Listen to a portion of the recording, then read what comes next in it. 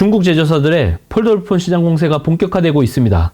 폴더블폰 시장의 헤게모니를 갖고 있는 삼성 입장에서는 크나큰 위협으로 작용하고 있죠. 지난 15월 오포에서 자사 최초의 폴더블폰 파인드 N을 공개했습니다. 갤럭시 Z 폴더와 같이 안으로 접히는 인폴딩 구조를 채택했고 UTG를 디스플레이 상단에 적용해 내구성을 높였습니다. 가장 큰 차이가 나는 스펙은 바로 디스플레이입니다. 파인드 N은 외부 화면 5.49인치, 내부 화면 7.1인치인데 외부 화면비가 18대9로 가로 세로 비율을 정확하게 설계한 게 특징입니다. 기존의 바타입 스마트폰을 사용했던 유저 입장에서 이질감을 느끼지 않는 자연스러운 화면비를 제공하며 화면 상단까지 터치하기 조금 더 용이합니다. 갤럭시 Z 폴드 3의 경우 커버 디스플레이 화면비가 25대9로 상대적으로 길쭉하기 때문에 접힌 상태에서 타자 입력이 쉽지 않고 앱 호환성 문제가 발생하기도 합니다. 이런 점을 착안해 중국 제조사가 폴더블폰 차별화 포인트로 삼았다는 게 한편으로는 씁쓸합니다.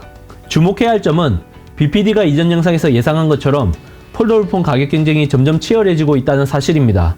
오포 파인드 N의 출고가는 7,699위안으로 갤럭시 Z 폴드 3의 출고가보다 무려 50만원 이상 저렴합니다. 이와 더불어 아웃폴딩 방식의 메이트 10으로 삼성과 함께 폴더블폰 시장을 공략해왔던 하웨이가 갤럭시 Z 플립 3와 유사한 상하로 접히는 클램셀 형태의 폴더블폰 P50 포켓을 공개했습니다. 갤럭시 Z 플립 3, P50 포켓 결정적인 차이점 5가지. 첫 번째, 네트워크입니다. 두 제품 모바일 AP는 퀄컴 스냅드래곤 888 프로세서를 탑재했습니다. 하지만 결정적인 차이점이 있으니 갤럭시 Z 플립 3는 5G 전용 모델로, P50 포켓은 LTE 전용 모델로 출시됩니다. 최신 통신 규격을 지원한다는 점에서 갤럭시 Z 플립 3가 더 낫다고 볼 수 있습니다. 두 번째, 디스플레이입니다. 내부 메인 화면은 6.9인치 P50 포켓이 6.7인치 플립 3보다 조금 더 큽니다.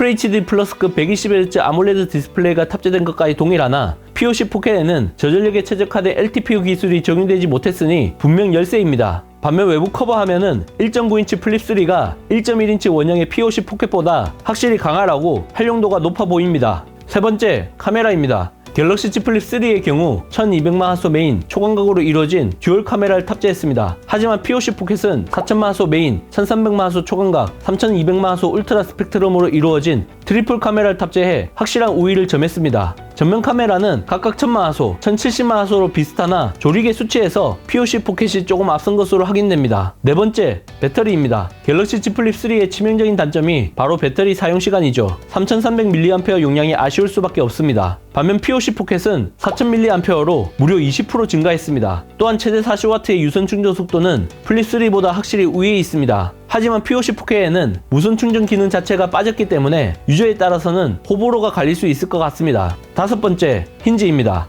플립 3에는 프리스타 힌지가 적용되어 자유롭게 각도 조절을 할 수 있었습니다. 다만 완벽하게 접히지 않아 안쪽과 바깥쪽의 두께 차이가 발생한다는 게 옥의 티였습니다.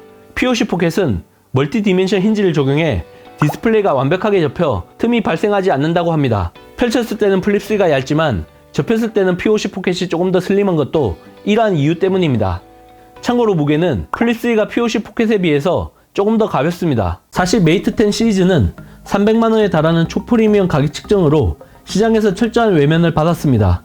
지난 3분기 세계 폴더블폰 시장에서 삼성은 93%에 달하는 압도적인 점유율을 확보했지만 하웨이는 6%에 불과한 것만 봐도 그렇습니다. 한 차례 고배를 마신 하웨이가 심기일전에서 후속작을 출시하고 있지만 미국의 제재가 여전한 만큼 글로벌 시장에서 선전하긴 쉽지 않다고 봅니다.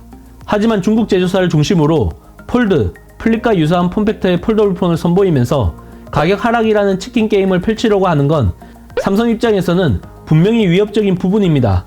게다가 삼성은 최대 시장인 중국에서 수년째 스마트폰 점유율 1% 미만을 기록하며 고전 중인 상황인 만큼 이대로 가면 사실 반전의 기회를 찾기 힘듭니다. 타도 삼성을 외치면서 점점 따라오고 있는 중국 제조사.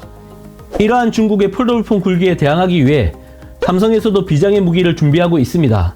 단순히 접고 펼치는 수준을 넘어서 지금까지 본 적이 없는 새로운 폼팩터와 신기술을 연구하고 있다고 합니다. 지난 16일 세계 지적재산권 기구를 통해 이와 관련된 구체적인 증거가 포착되었습니다. 화면을 특정 방향으로 확장해 대화면의 이점을 누릴 수 있는 슬라이딩 디스플레이가 가로와 세로로 2개 탑재된 게 눈에 띕니다. 특허 속 단말기는 확장 버튼을 눌러 좌우 또는 상하로 확장할 수 있는 슬라이더블 디스플레이를 갖춘 게 특징입니다. 상황에 따라서 모든 부분을 확장할 수도 있고 양자택일식으로 하나만 확장하는 것도 가능합니다. 상단으로 확장할 때는 메시지를 주고받는 팝업 디스플레이의 모습이고 하단으로 확장할 때는 과거 피처폰 시절의 슬라이드 폰처럼 키패드로 쓸 수 있습니다. 또한 좌우로 확장해서 가로가 넓은 대화면을 만들 수도 있는데 이렇게 되면 갤럭시 Z 폴드처럼 소형 태블릿의 모습을 하게 됩니다. 드래그 앤 드롭 방식으로 화면 분할이 이루어지는 기존 방식과 달리 듀얼 슬라이드는 확장된 부분이 자연스럽게 분할 화면이 되기 때문에 조금 더 직관적인 멀티태스킹을 제공할 것으로 보입니다. 그 밖에 최신 갤럭시 S 시리즈처럼 화면 위에서 지문을 인식하는 인디스플레이 지문 센서 관련 특허도 눈길을 끄는데 4세대 폴더블 폰에 먼저 적용될 것이라는 게 중론입니다. 부품업계 등 신뢰할 만한 소스에 따르면 이미 삼성은 수년간 차세대 폼팩터로 슬라이더블 폰을 개발 중인 것으로 확인됩니다. 4세대 폴더블 폰 이후 시장에 선보일 가능성이 높습니다. 다만 혁신 기술 적용 시 필연적으로 따라오게 되는 수율, 내구성, 무게, 배터리, 가격 등 구매에 직접적인 영향을 미치는 현실적인 부분을 얼마나 해결해서 나오느냐가 최대 관건입니다. 지금까지 선보인 폴더블 폰으로 소비자의 눈높이가 한껏 높아진 만큼 갤럭시 S 시리즈 수준의 완성도를 제공하지 않으면 결국 외면을 받을 수밖에 없습니다. 중국 제조사의 뿔난 삼성이 준비 중인 비장의 무기가 과연 어떤 모습으로 선보일지 궁금해집니다. 여러분들의 생각은 어떠신가요? 이번 영상 잘 보셨다면 좋아요, 구독, 알림 설정 부탁드립니다. 영상 제작에 큰 도움이 되니 잊지 말고 눌러주시는 센스. 테크 요정 비티크 비하인드 씬 다음 영상도 많은 기대 부탁드립니다. 고맙습니다.